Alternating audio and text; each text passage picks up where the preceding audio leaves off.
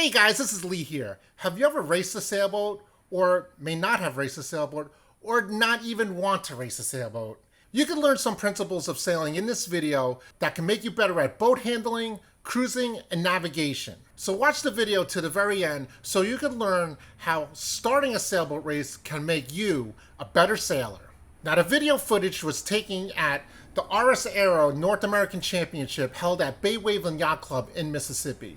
And even though we were sailing RS Aero sailboats, the principles of sailing sailboats are still the same. Whether you sail a small Opti, a Sunfish, a 420, a Flying Scot, a Keel Boat, a PHRF boat, or even a catamaran, the sailing principles are all the same. And before we get to the video, I'd like to thank all the subscribers who are making the channel grow. So if you haven't subscribed already, please press that button down there, subscribe to the channel, and help it make it grow. And now, to the video. So we have eventual winner of the RS Aero North American Championship, Mark Jacoby, with my onboard camera. One of the things that Mark does before he starts a sailboat race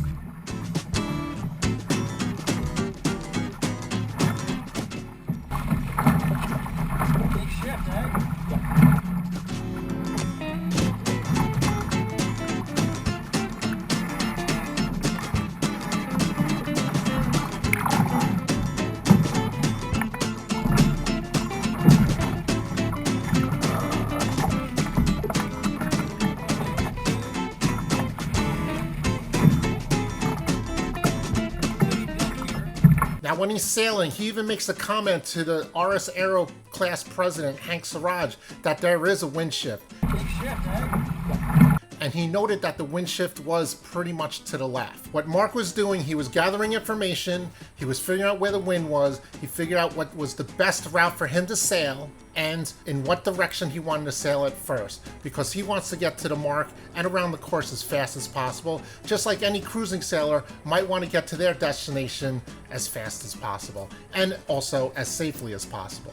Now, during a sailboat race, before the race starts, there's a countdown to where everyone starts. He's keeping track of the time before everyone can start. When he gets to one end of the start line or the other end, he also is sailing upwind towards the end of the lines, and he's figuring out what the ley lines are. Now, what is a ley line? A ley line is an invisible line that is the route that you would take to get to the mark in the shortest amount of distance. Now, why would a cruising sailor or a sailor who's just sailing around for fun want to know their ley lines? Well, if you encounter a buoy and you want to sail around the buoy, or if you want to sail around the lighthouse or a rock, or if there's a point on land that you have to get around, it's really important to know what your ley lines are.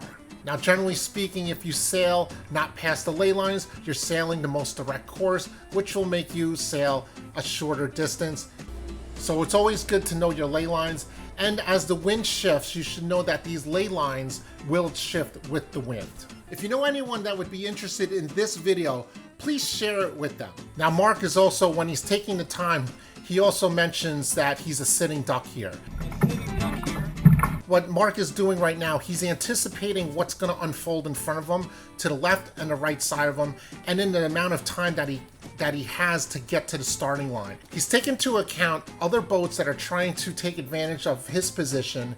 There's not a set space where people are supposed to start. You start where you could carve out your starting space. And Mark, he didn't like his space there, and he's anticipating that he was a sitting duck unless he did something about it. He reacted so he could change his position with the amount of time he has so he could start off safely. Why would a cruising sailor want to learn about anticipation?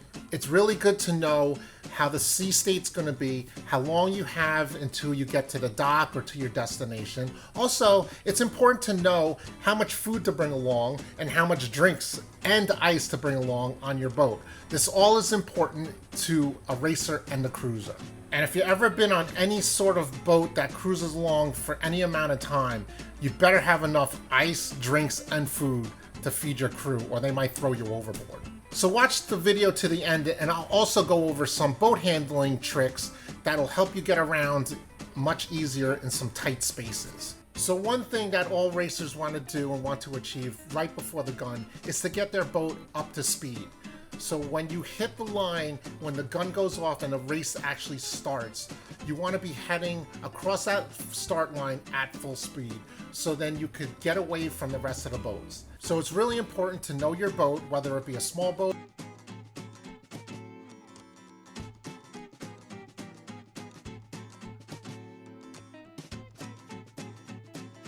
When you're trying to pick up that mooring ball, if you're going 5 knots, you need a lot more room to slow down, when to luff your sails, when to head into the wind, when to put on the brakes. So go ahead and practice that. Time and distance drills are really important in racing and in cruising.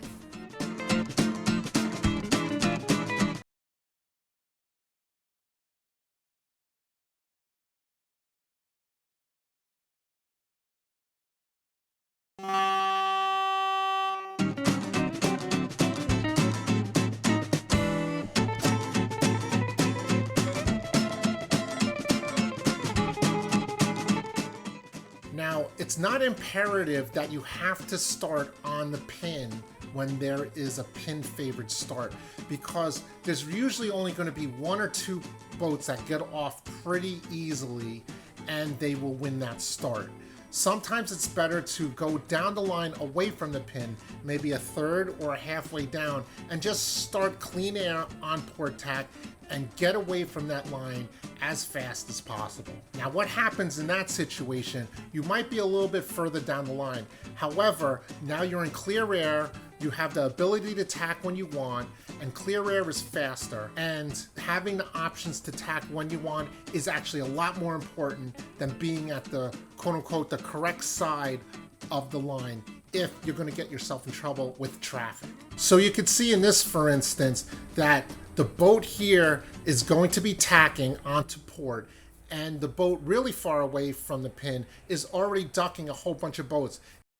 This boat started all the way down underneath the whole fleet, but the whole fleet was going from right to left. This boat was going from bottom to top on the favored tack, and so he was cruising pretty quickly, taking people's sterns and ducking their boats. By the time the start gun sounded, he was going full speed, he was going in the correct direction, and he had clear air. Not being in traffic helped that sailor out a lot, even though he was pretty far away from the favored end of the start line. And you see these 4 boats, after only a few seconds, they're 5 or 6 boat lengths past that fleet, and over a course of the whole race, that could mean dozens of boat lengths. So if you're getting any value from this video, please smash that like button. I really appreciate it. Now, generally speaking, doing a port tack crossing start is kind of risky unless you have your time and your distance really well down. You know how to handle the boat, and you also see the position of the other sailors. Now, if you don't win the pin and you're trying to win the pin, it can get really ugly. For instance, you can see Bob Patterson didn't get off the line as fast as Eugene and Mark, and now he has a situation with starboard tackers. He tries to tack away from them, and it's a close call. Now, in RS Aero Regatta, there are 3 different types of RS Aeros. There's a 9, a 7, and a 5. The 9 has a bigger sail, and therefore it is a kind of faster boat. In this situation, Eugene Schmidt was coming in really hard at the pin, and Mark knew enough to be patient and not to fight with Eugene to win the pin to start right next to it. One of the reasons for that is because he knew that his 9 sail is bigger, and he's going to go straight line faster than Eugene in the 7. He'll eventually grind him down, and over the long course of the long race, he will be in front of Eugene just because the boat is faster.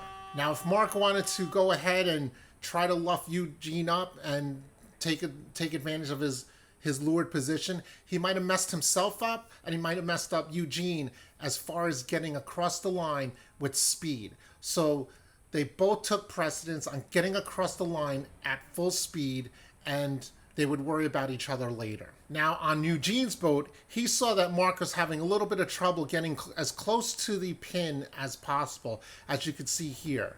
Now, he also anticipated, and there's that word again, anticipated.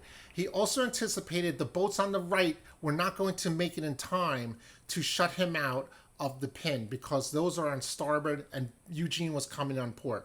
He also anticipated, and I spoke to him after the race, that he was taking a big chance, but Eugene saw that Mark was far away enough from the pin, so if he tried to get to the pin, he wouldn't be going fast enough to shut him out. When the gun went off at 1 or 2 seconds, Eugene had enough room and he was confident enough to get to the pin. Both crossed the starboard boats. Now Mark saw he was in a bad position when Hank Siraj tacked underneath him, and now Hank was at the controlling leeward position. Now Mark wanted to get to the leeward side of Hank, which is on Hank's right side. So what he did, he slowed down, he let Hank drift forward a little bit, and then Mark started to turn his boat and pivot. He lifted the daggerboard up, which let the boat slide to the right, which slide to leeward.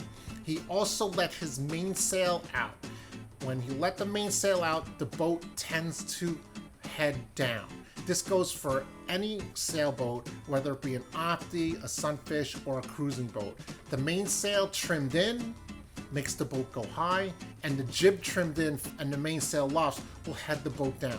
Because the RS Aero does not have a jib, Mark just let the mainsail go. He lifted up the daggerboard and it slid to leeward, and he did a little bit of aggressive steering to get him behind Hank. Mark Jacoby is a very highly decorated sailor, and he has his own YouTube channel, Mark Jacoby Sailing. I'll leave a link down below, so check it out if you want to learn more about RS Aero sailing.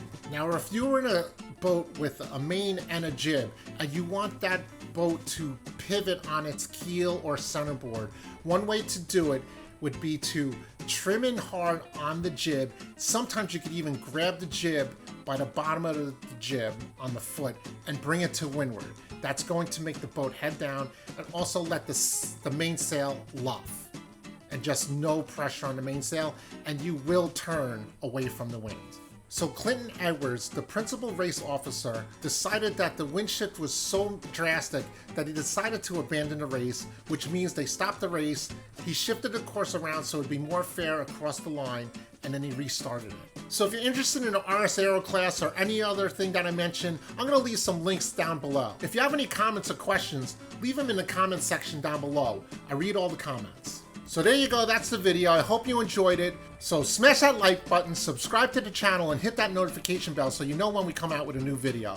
Thanks, and I'll see you on the water.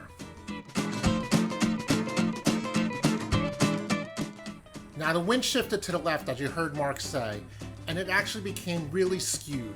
Now in a situation where you're trying to learn how to race, or you're trying to learn the direction and what side of the line is favored or not, there's a couple of ways to do this. If you're sailing along close haul and you're having a slightly hard time crossing that line, that means that tack is not favored and the other tack is favored. And that is the tack you want to be starting on, or get on that tack soon after the start. So if you're just cruising around and having fun, why does this matter? So for instance, just say if you wanted to go to the beach. If you're sailing kind of towards the beach, you're on the lifted tack. However, if you're looking around and you're trying to find your destination of that beach and you have to turn your shoulders to see it, that means you're getting headed or you're sailing away from the beach. So it's probably, if you have enough water to tack, and then you should be able to see your destination just by looking in front of you and not having to turn your shoulders very much. So remember, if you turn your shoulders a lot to see your destination, think about tacking.